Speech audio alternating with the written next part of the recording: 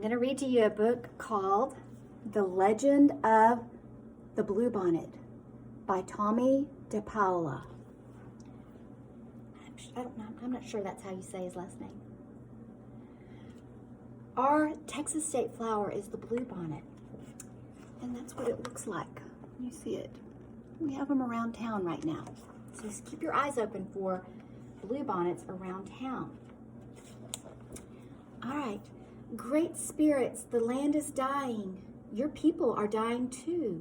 The long line of dancers sang, tell us what we have done to anger you. End this drought. Save your people. Tell us what we must do so you will send the rain that will bring back life. Drought is a word that means it hasn't rained for a really long time and the land is very dry. For 3 days, the dancers danced to the sound of the drums, and for 3 days, the people called Comanche watched and waited. And even though the hard winter was over, no healing rains came. When there's a drought, all you want is for it to rain and moisten the land and water the flowers and trees and grasses. Drought and famine are hardest on the very young and the very old. Famine is a word that means there's no food.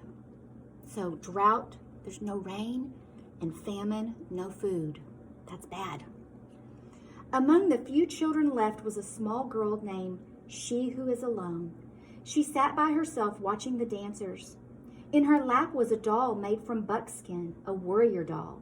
The eyes, nose, and mouth were painted on with the juice of berries.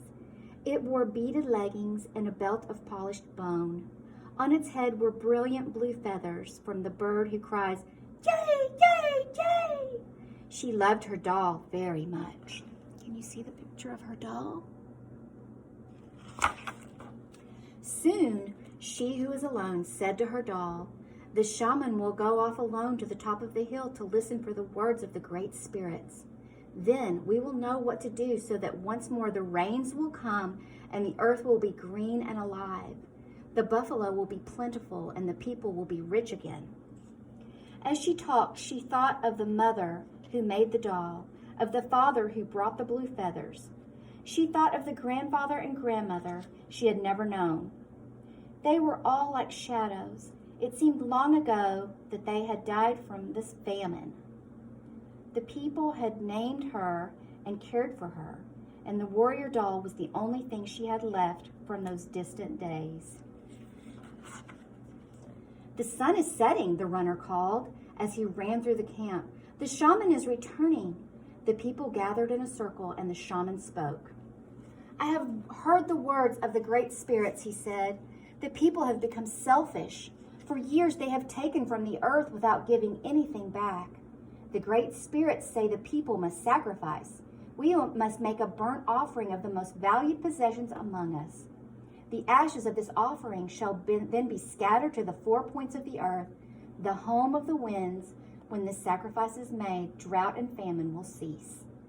Life will be restored to the earth and to the people. The people sang a song of thanks to the great spirits for telling them what they must do.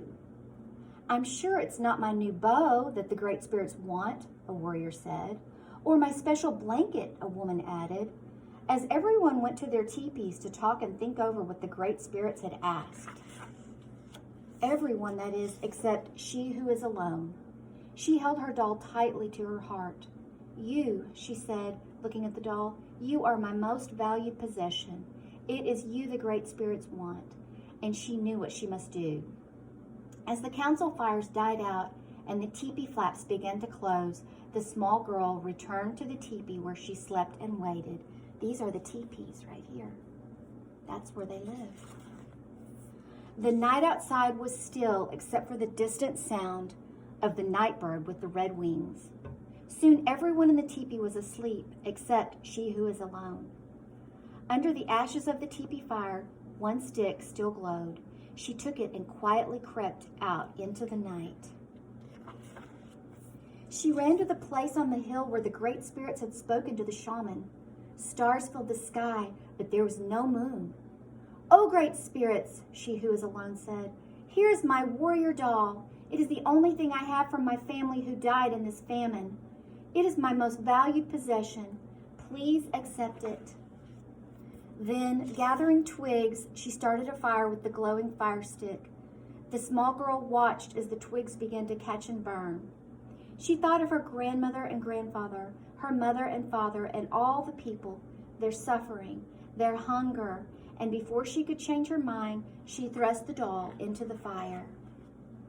She watched until the flames died down and the ashes had grown cold. Then, scooping up a handful, she who was alone scattered the ashes to the home of the winds, the north and the east, the south and the west. And there she fell asleep until the first light of the morning sun woke her.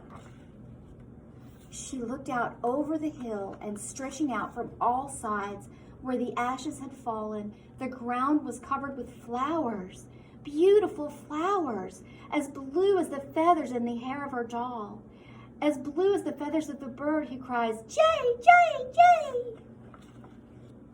When the people came out of their teepees, they could scarcely believe their eyes. They gathered on the hill with she who was alone to look at the miraculous sight. There was no doubt about it. The flowers were a sign of forgiveness from the Great Spirits. And as the people sang and danced their thanks to the Great Spirits, a warm rain began to fall, and the land began to live again. From that day on, the little girl was known by another name, one who dearly loved her people. That's her new name, one who dearly loved her people. And every spring, the Great Spirits remember the sacrifice of a little girl and fill the hills and valleys of the land, now called Texas, with the beautiful blue flowers, even to this very day. That is the legend of the Bluebonnet. Now, these Indians were living in Texas, and they were a tribe called the Comanches. People called Comanches. And so some new words that we learned from this book are the word drought. Drought is a word that means it hasn't rained for a very, very, very, very, very long time, and the land is dry, and the crops won't grow, and nothing is flourishing, because we know that plants need rain to grow. Another word that we learned from this book is famine. Famine is a word that means there's no food.